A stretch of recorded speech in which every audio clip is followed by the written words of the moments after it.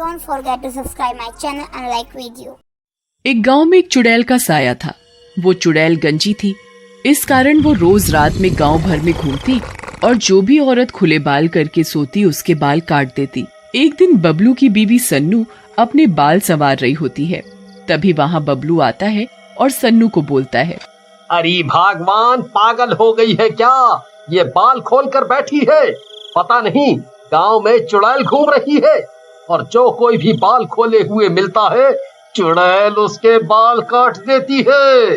देखो जी, ये पागल वागल मत बोलो मुझे, नहीं तो झाड़ू से सूद दूंगी तुम्हें। और जब मेरे इतने खूबसूरत बाल हैं, तो क्या उन्हें दिखाऊं भी नहीं? पता है पूरे गांव में मेरे जैसे बाल किसी के नहीं हैं और औरतें जलती हैं मेरे बालों से। और रही चुड़ैल की बात, देख लूंगी उसे जब आएगी वो। बड़े आए। तुमसे तो बात करना ही बेकार है। देखो, मैं तो तुम्हारे भले के लिए बोल रहा था, बाकी तुम्हारी मर्जी। मैं तो चला अपने काम पर। ऐसा कहकर बबलू वहाँ से चला जाता है। रात में सन्नो अपने कमरे में सो रही होती है। उसके लंबे बाल खुले होते हैं। तभी वहाँ चुड़ैल आती है। ये औरत बाल खोल कर लेटी है, इसकी इतनी हिम्मत! आज इसके बाल काट देती हूँ, फिर ये भी मेरी तरह गंजी हो जाएगी और पूरे गांव में गंजा घूमेगी। ऐसा कहकर चुड़ैल सन्नू के बाल काट देती है। अगली सुबह सन्नू उठती है और गांव के हैंडपंप पर पानी भरने जाती है। औरतें जो उससे जलती थीं उसे देखती हैं और हंसने लगती है। तभी धनिया बोलती है, अरे क्या हुआ सन्नो भाभी? लगता है बबलू भैया ने तुम्हारे बाल काट दिए। ज्यादा मुंह चला रही थी क्या?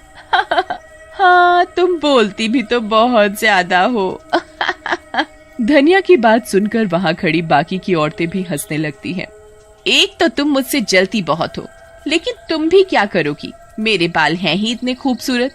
ऐसा कहकर सन्नो अपने बालों में हाथ लगाती है, लेकिन बाल ना पाकर बोलती है, अरे मर गई रे, मेरे बाल कहाँ गए? कौन काट कर ले गया मेरे बाल? सन्नो वहाँ से रोते हुए चली जाती है। बबलू घर पर आता है और सन्नो को रोता हुआ देखकर बोलता है, मैंने कहा था ना कि बाल खोलकर मत घूमो, लेकिन तुम मानती नहीं हो मेरी बात। अब भुगतो, कर गई ना गंजा वो चुड़ैल तुम्हें।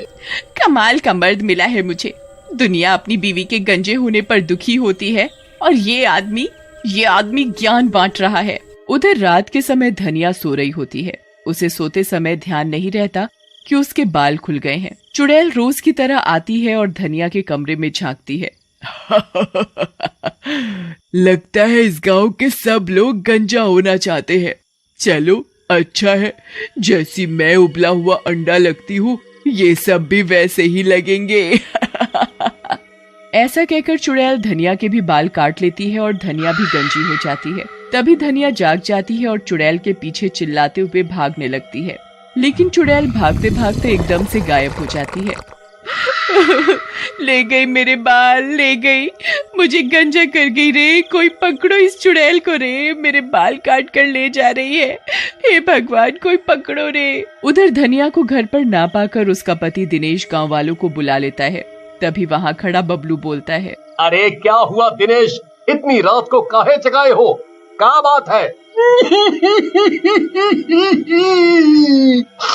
अरे हमारी धनिया जाने कहाँ चली गई रात में, ना जाने क्या हुआ भैया।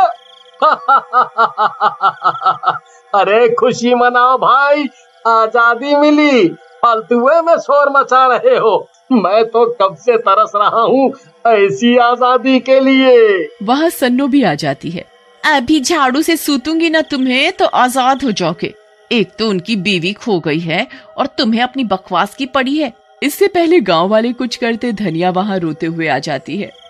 ले गई चुड़ैल हमरे बाल ले गई रे।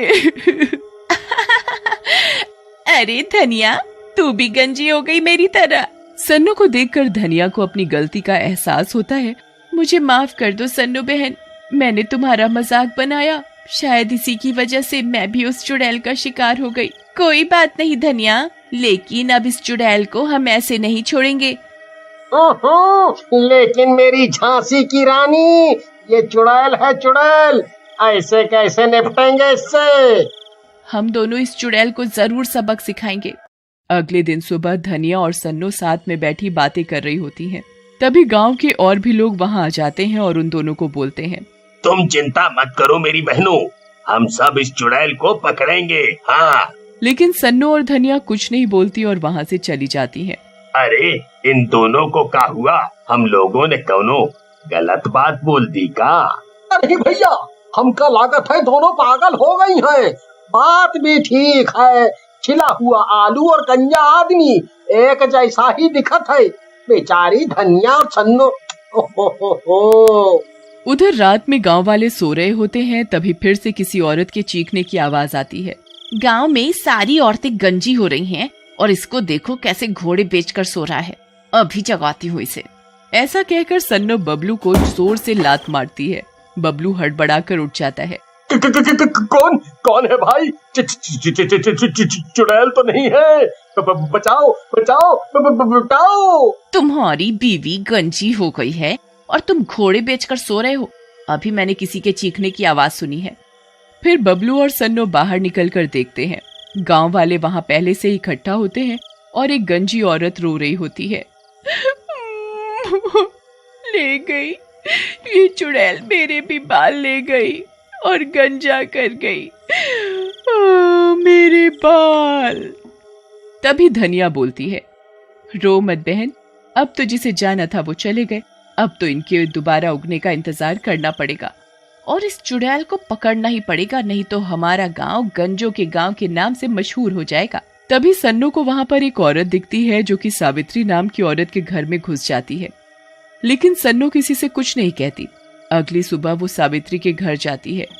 सावित्री खुले बालों में बैठी होती है। सन्नो सावित्री से बोलती है, अरे सावित्री बहन, तुम्हें पता चला? कल एक और औरत के बाल वो बाल काटने वाली चुड़ैल काट कर ले गई। पता नहीं बहन, मैं तो घर पर थी। तबीयत खराब चल रही है, इसलिए मैं तो बाहर ही नहीं निकल रही।